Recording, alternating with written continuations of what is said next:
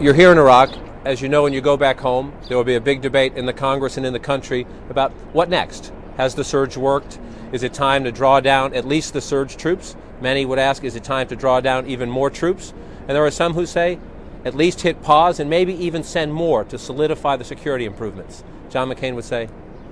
I would say, generally speaking, I rely on the recommendations of our Ambassador Crocker here and General Petraeus and the other leadership on the ground here. I think that's probably appropriate to do since they have the best assessment. And my initial assessment, and we'll wait till they testify on April the 8th before Congress, is that we probably should hold with 15 brigades for a while and see how the progress goes. There's a big fight going on up in Mosul right now, and although it's progressing, I think it's Al-Qaeda's, if not Al-Qaeda's last stand, it's Al-Qaeda's place where they feel that they need to keep Mosul in order to survive. This is your 8th visit to Iraq. Based on what you've seen on the ground as you travel to Mosul, to Ramadi, Al-Anbar, your conversations with General Petraeus and others, do you see an end in sight, or is it too soon to see an end in sight? I've always seen the end. How closer we are to that is significant progress. But again, we found out last week, as you know, the casualties spiked up. Tragically, we sacrificed 12 young Americans. And so they are on the run, but they're not defeated. And there's large areas of this city we're in right now that the neighborhoods are safe. I was in Haditha yesterday. We walked down the streets with no body armor on. People were out, but there's significant police presence and there's still U.S. military presence. So a lot of progress has been made. When Harry Reid and the Democrats said the war was lost last April, they were wrong. They were dead wrong. Now, the question is, will we be able to continue that progress to the point where the Iraqis take up more and more of those responsibilities and we withdraw? We're not there yet, at least in my assessment. Well, today back home, one of those Democrats, Senator Clinton, who could be your opponent in the fall election, is giving a speech in which she's saying if she is elected president of the United States, she will start bringing home the troops within 60 days. Well, all I can say is that she obviously does not understand nor appreciate the progress that's been made on the ground. She told General Petraeus last year when he testified that you'd have to suspend disbelief in order to believe that the surge is working. Well, the surge is working.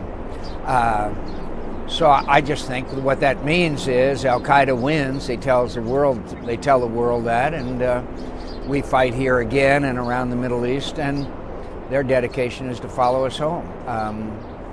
All I can say is that this will be a big issue in the election as we approach November, because at least a growing number of Americans, though still frustrated and understandably so, believe that this strategy is succeeding. And what specifically have you seen on this trip to advance that argument for you? Because what you just said is things you've been saying for months back home. You can go home now and as a senator and as a candidate say what new based on what you've seen and heard. Well, entire neighborhoods of Baghdad are quiet. The Iraqi military continues to grow. The military police, the police force is growing. I could run down a long list of problems with you, among them their failure to declare provincial elections, oil revenue sharing. There's still corruption in areas, particularly amongst Shiite parts of the government. There's a couple of people that should have gone to trial that didn't in the last week or two.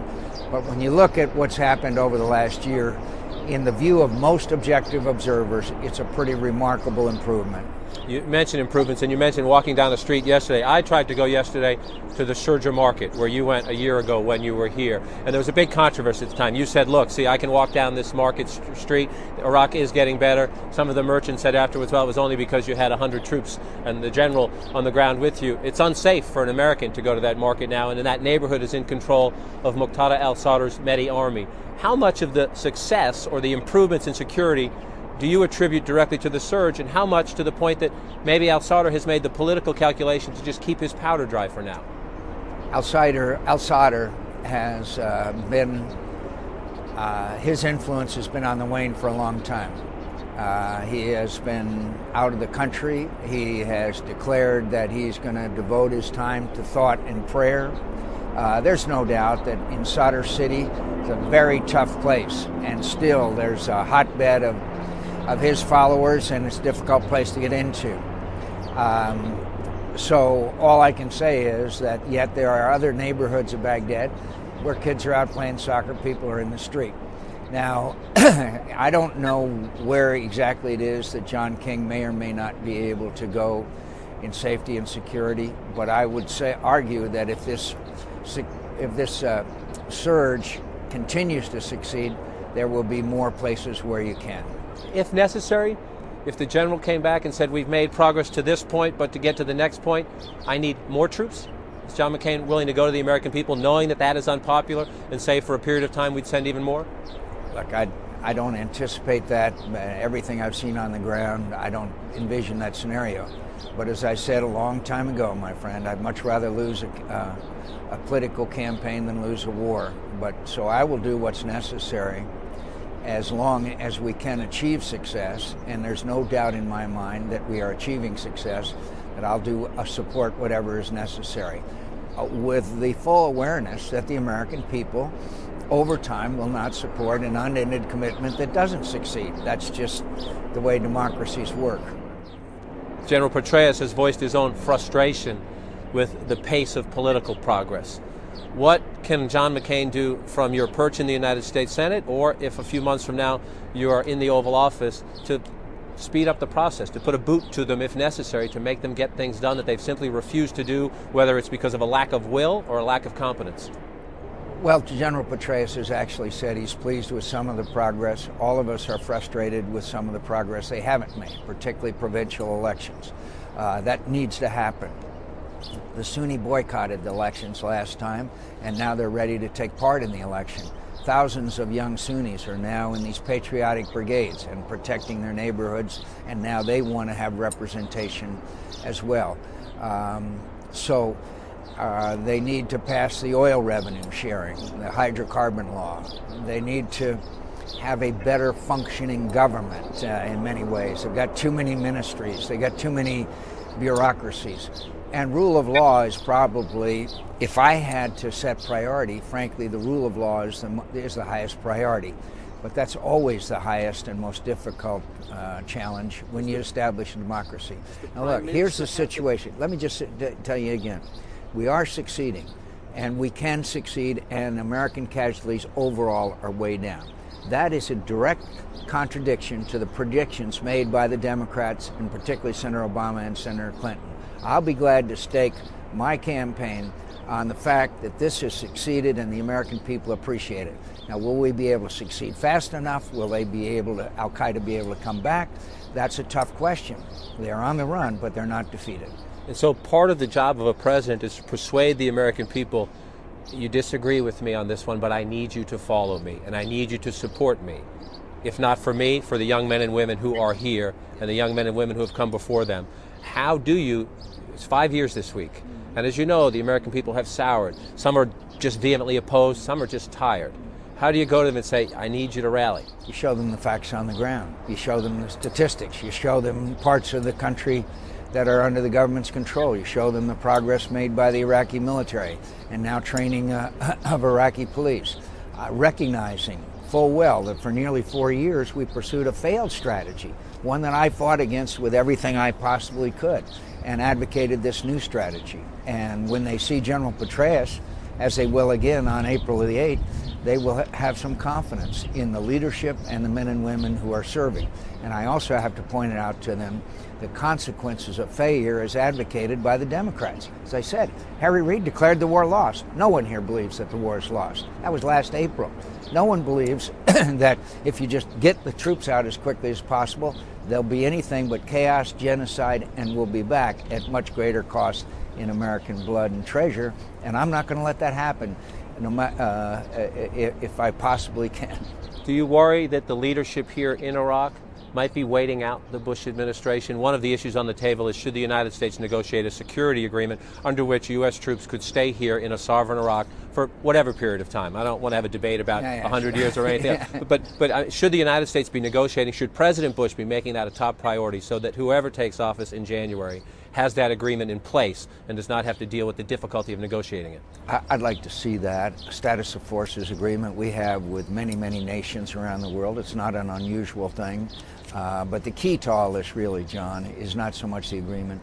It's that the American people feel comfortable that the casualties are down and gradually eliminated so that these young men and women who are serving so bravely here are not sacrificing. We'll take a few more minutes to talk more broadly about this trip. It is a fact-finding trip for you as a member of the United States Senate, but it's also a fact-finding trip for those sitting across the table from you. They're looking at a man who a few months down the road could be the next president of the United States. As you know, the image of the United States in the world is not at a high point at the moment. And in many of the places you will visit, George W. Bush is viewed as this go it alone, my way or the highway, America is always right, cowboy diplomacy.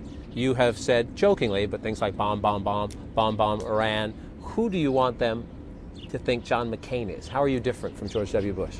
First of all, since it's all brought up about the Beach Boys song, when veterans are together, veterans joke. And I was with veterans and we were joking. And if somebody can't understand that, my answer is please get a life and make the judgments you want. But when I'm around my old veteran friends, people who have seen the face of war and lost their comrades, I'm gonna joke around with them. And if somebody can't take that I understand that. That's the basis of their judgment. I'll accept that. But I'll continue to take joy in being in the company of my fellow veterans.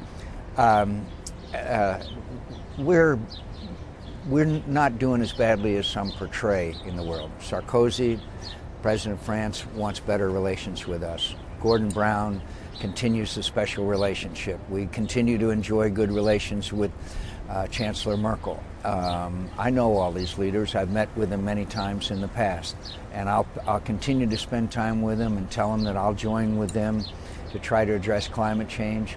We won't torture any prisoner that Americans hold in our custody. But I also believe I can make a strong argument that there are places in the world where we need a lot of their help, not just Afghanistan. Different kinds of help here, and financial and other ways, and other parts of the world. That we live in a dangerous world today, and I think I can improve those relations and have us work together in a more cooperative fashion. The Dalai Lama said that China is committing cultural genocide in Tibet. Do you agree with that statement? And is it time for the United States to be tougher with China when it comes to human rights and other issues? I think all of us who watched China basically take over Tibet years ago knew that the Tibetan people were being oppressed by the Chinese government, and the Dalai Lama is a symbol to all of us. I was proud of the president when he had him to the White House. I think that there are human rights abuses all over China. And yeah, I think we should be more outspoken in our opposition to some of the practices and lack of democracy in China. But the fact is, China is a world power, and they will get bigger, and we have to do the best we can with the situation as it will evolve, but at the same time continue our advocacy for human rights. It's a delicate balance. You move on to Oman and then to Israel. The peace process is fits and starts. Many say it's not really a process because there's no firm commitments just yet. You know the criticism. People watch Bill Clinton get hands-on for a long time, get close to the finish line. It collapsed. Even the president's friend Tony Blair has said he does not believe George W. Bush has invested enough personally in it. How would you be different?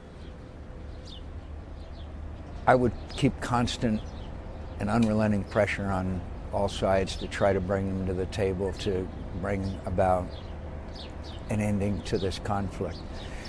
The issues are complex. In some ways, they are worse now that Hamas, a terrorist organization, controls Gaza.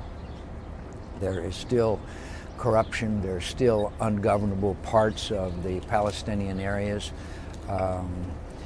I think that one of the things we should try harder on is getting Egypt and other nations in the region more heavily involved. But I think that this has got to have the highest priority. But I don't, frankly, I have to give you some straight talk, see an immediate resolution.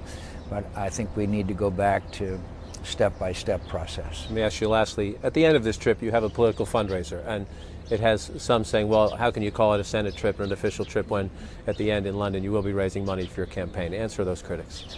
Well, according to the Ethics Committee and according to our schedule, we will be paying all of our own expenses there at that time and coming back at my expense. And at the end of the official trip we will have a fundraiser, and it will be separate from the official trip. Taken a lot of your time. Anything you want to add in closing? No, except to say that I think the American people are beginning to believe that we are having success here. I understand their frustration and their sorrow, but I do believe that we can see in the foreseeable future a time when the Iraqis, as they are in Mosul today, are taking over most of the responsibilities, and we will be able to draw down our troops.